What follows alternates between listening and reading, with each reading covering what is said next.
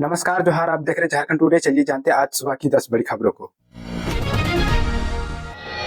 झारखंड के 4 जिलों में बनेंगे जू सफारी, खर्च होंगे 800 करोड़। सीएम हेमंत सोरेन ने दिया था निर्देश। वन्य जीव अभ्यारण्य में जंगल सफारी के शौकीनों को झारखंड सरकार बड़ी सौगात देने जा रही है। पर्यटकों को अब राज्य के कई वन्य जीव अभ्यारण्यों में जू सफारी का आनंद मिलेगा। पर्यटन विभाग ने इको टूरिज्म को ध्यान में रखते हुए 4 स्थानों पर जू सफारी बनाने का प्रस्ताव तैयार किया है। वे स्थान है पलामू टाइगर रिजर्व, दलमा, हजारीबाग और पारसनाथ वन्य जीव अभ्यारण्य। मुख्यमंत्री हेमंत सोरेन के निर्देश पर प्रस्ताव तैयार किया गया है। चारों स्थानों पर प्रस्तावित जू सफारी का संचालन पर्यटन एवं वन विभाग मिलकर करेगा। हर अभ्यारण्य में जू सफारी पर 200 करोड़ रुपए खर्च का अनुमान है। इस हिसाब से 800 करोड़ रुपए खर्च होंगे। वित्तीय वर्ष 2025-26 के बजट में पर्यटन विभाग इस राशि का प्रावधान करेगा। पलामू में झारखंड का इकलौता टाइगर रिजर्व है, जहाँ पर्यटक विशेष तौर पर बाघ देखने आते हैं। दलमा वन्य जीव अभ्यारण्य हाथियों को लेकर प्रसिद्ध है। हजारीबाग वन्य जीव अभ्यारण्य में सांभर, चीतल, नीलगाय, भालू और लकड़बग्घा है। पारसनाथ वन्य जीव अभ्यारण्य में तेंदुआ, सांभर, भौंकने वाले हिरन, लकड़बग्घा, जंगली सुअर, नेवला, जंगली बिल्ली, शाही जैसे जानवर पाए जाते हैं। रघुवर दास के आने से गरमाई झारखंड की सियासत, अब जेएमएम छोड़ बीजेपी में शामिल होंगे पूर्व मंत्री। झारखंड में रघुवर दास की वापसी के बाद अब सियासत गरमाने लगी है। झारखंड मुक्ति मोर्चा से चंपई सोरेन जैसे नेता के भाजपा में शामिल होने के बाद कई कदावर झामुमो नेता को लाने की कयावत शुरू हो गई है। चर्चा है कि झामुमो के कदावर नेता और पूर्व मंत्री सह 3 बार के विधायक रहे दुलाल भुइयां जल्द ही भाजपा में शामिल होने वाले हैं। उनको भाजपा में लाने की पूरी तैयारी हो चुकी है। कहा यह भी जा रहा है कि 1-2 दिन में दुलाल भुइयां भाजपा का दामन थामने वाले हैं। इस बारे में पूछने पर दुलाल भुइयां कहते हैं कि रघुवर दास से 1-2 बार बात हो चुकी है। अब रघुवर दास जिस दिन पार्टी में शामिल कराने का इशारा कर देंगे उसी दिन भाजपा का दामन थाम लेंगे। दुलाल कहते हैं कि रघुवर दास पुराने राजनीतिक साथी रहे, उसके साथ पहले भी काम करने का अनुभव रहा है। अब जब झारखंड की राजनीतिक में नए समीकरण जुड़ने लगे हैं तो वे भी अपने पूरे दल बल के साथ भाजपा में शामिल होने के लिए तैयार है। बताया जाता है कि दुलाल झामुमो से नाराज चल रहे हैं। उनका कहना है कि दिसुम गुरु शिबू सोरेन के वक्त पार्टी में कार्यकर्ताओं की इज्जत थी, लेकिन अब वे बीमार चल रहे हैं। ऐसे में अब पार्टी में पुराने कार्यकर्ताओं को इज्जत नहीं मिलती, उन्हें दरकिनार कर दिया जाता है।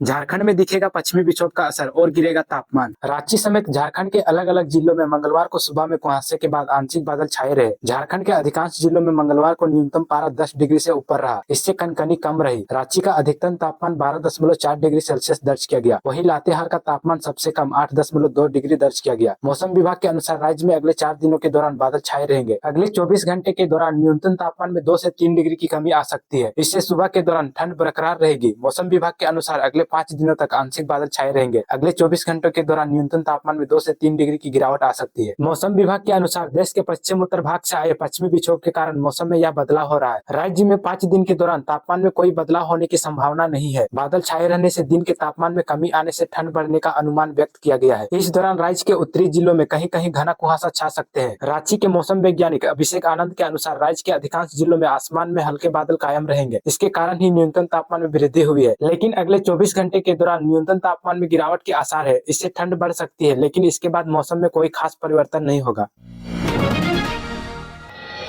रांची से प्रयागराज महाकुंभ के लिए 10 स्पेशल ट्रेनें, कब से होगी शुरुआत। प्रयागराज महाकुंभ 2025 को लेकर पूरे देश में उत्साह का माहौल है। देश और दुनिया के कोने कोने से आस्था की डुबकी लगाने के लिए लोग यहां पहुंच रहे हैं। अब रेलवे ने झारखंड के लोगों के लिए भी खुशखबरी दे दी है। रेलवे ने प्रयागराज महाकुंभ के लिए 10 स्पेशल ट्रेनें चलाने का ऐलान किया है। इन ट्रेनों की शुरुआत रांची मंडल के रेलवे स्टेशन से प्रयागराज के लिए होगी। पहली ट्रेन 19 जनवरी को रांची से निकलेगी और प्रयागराज महाकुंभ के लिए प्रस्थान करेगी। बीते दिनों सांसद संजय सेठ ने केंद्रीय रेल मंत्री अश्विनी वैष्णव से मुलाकात की थी। सेठ ने वैष्णव से मुलाकात में रांची मंडल से प्रयागराज महाकुंभ के लिए ट्रेनें चलाने के लिए आग्रह किया था। उन्हें आग्रह को स्वीकार करते हुए रेल मंत्री ने 10 स्पेशल ट्रेनों को चलाने का ऐलान किया है। ये ट्रेनें रांची से चलकर प्रयागराज तक पहुंचेगी और लोगों को संगम और आस्था की डुबकी लगाने के लिए मदद करेगी। झारखंड में बनेंगे 4 हाई स्पीड कॉरिडोर, 1060 किलोमीटर होगी लंबाई। सीएम हेमंत सोरेन ने दी मंजूरी। झारखंड के चारों दिशाओं के महत्वपूर्ण स्थानों, पर्यटन स्थलों, धार्मिक स्थलों, जिलों और शहरों के बीच आवागमन तेज होने जा रहा है। पथ निर्माण विभाग ने राज्य में 4 हाई स्पीड कॉरिडोर के निर्माण की दिशा में कदम बढ़ा दिया है। चारों कॉरिडोर के अलाइनमेंट को अंतिम रूप दे दिया है। इसके आगे कॉरिडोर को आकार देने के लिए अलग अलग हिस्सों में डीपीआर बनाने के बाद तकनीकी स्वीकृति प्रदान कर दी गई है। कई भागों का डीपीआर बनाया जा रहा है। मुख्यमंत्री हेमंत सोरेन के निर्देश पर पथ निर्माण विभाग के प्रधान सचिव सुनील कुमार ने अभियंताओं को हाई स्पीड कॉरिडोर की परिकल्पना को धरातल पर उतारने की जिम्मेदारी सौंप दी है। टूरिस्ट और धार्मिक कॉरिडोर को छोड़कर बाकी के चारों कॉरिडोर की कुल लंबाई 1060 किलोमीटर है और इन्हें बनाने में 31,379 करोड़ रुपए से अधिक लागत की आकलन किया गया है।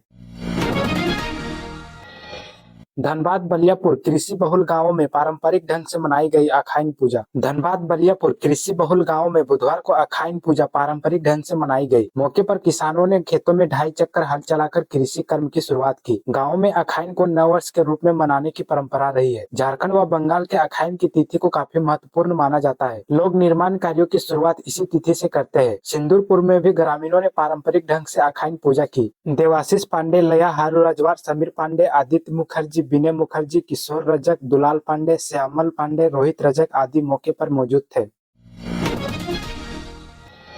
सिंचाई मशीनों की चोरी के मामले में 5 गिरफ्तार। लोहरदगा के रियाडा रोड में चोरी के सिंचाई मशीन के साथ पकड़े गए आरोपी की निशानदेही पर वारदात में शामिल 3 अन्य आरोपी और चोरी के मशीन खरीदने के आरोपी को गिरफ्तार करने में पुलिस ने कामयाबी हासिल की है। चोरी के आरोपियों में एक नाबालिग भी है जिसे सुधार गृह भेजा गया। सिंचाई मशीन के साथ बरही निवासी बालक बैठा के 20 वर्षीय पुत्र राहुल बैठा को पुलिस ने सबसे पहले गिरफ्तार किया। पूछताछ के दौरान इसने वारदात में संलिप्त अन्य के नाम का खुलासा किया। इसकी निशानदेही पर बरही निवासी कीर्तन उराव के 24 वर्षीय पुत्र वीरेंद्र उराव, कर्मा उराव के 19 वर्षीय पुत्र बाबूराम उराव को गिरफ्तार किया गया। एक नाबालिग को भी पकड़ा गया। चोरी के सिंचाई मशीनों के खरीदार दुकानदार लोहरदगा के राहत नगर निवासी मोहम्मद रेहान के 25 वर्षीय पुत्र हमजा रेहान को भी गिरफ्तार कर जेल भेज दिया गया। थाना प्रभारी अजीत कुमार ने बताया कि कांड संख्या 05/25 में दर्ज केस के तहत कार्रवाई की गई है। बरामद की गई सिंचाई मशीनें भांडा थाना क्षेत्र के मसमनो पंचायत से चोरी की गई थी।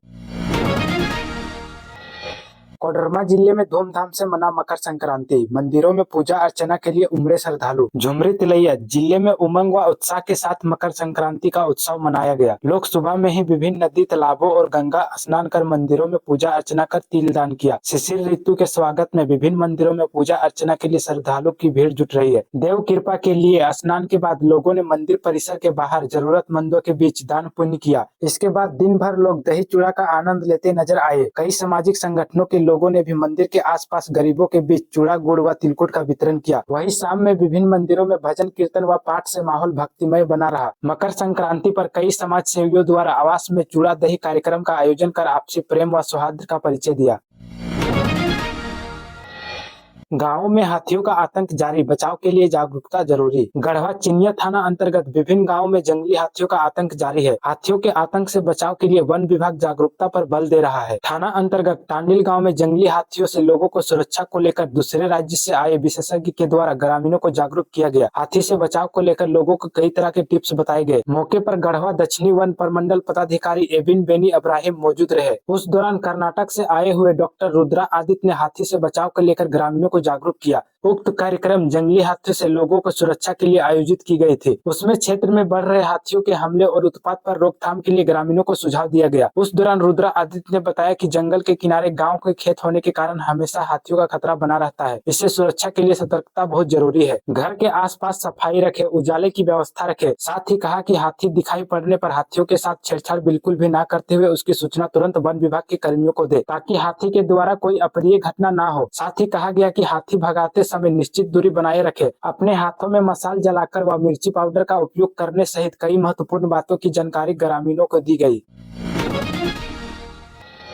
बोकारो थर्मल में घर के बाहर से बोलेरो चोरी। बोकारो थर्मल थाना क्षेत्र अंतर्गत सीसीएल कॉलोनी गोविंदपुर निवासी प्रकाश साव की सफेद रंग की बोलेरो संख्या JH09AK9282 चोरी हो गई। सोमवार की रात घर के बाहर से चोरी कर ली गई। बोकारो थर्मल थाना में मामला दर्ज कराया गया है। जिक्र किया कि देर रात चालक संजय कुमार साव बोलेरो घर के आगे खड़ी कर चाबी मुझे देकर सोने चला गया। इस दौरान चोरी की घटना घटी, जिसकी जानकारी मंगलवार सुबह नींद खुलने के बाद हो सकी, जिसके बाद हर तरफ से पता लगाया परंतु पता नहीं चल सका। गोविंदपुर कॉलोनी में कुछ दिन पहले ही दीपक कुमार सिंह की बाइक चोरी हो गई थी। कुछ माह में बोकारो थर्मल व कथारा करीब बाइकों की लगातार हो रही चोरी से लोग परेशान हैं।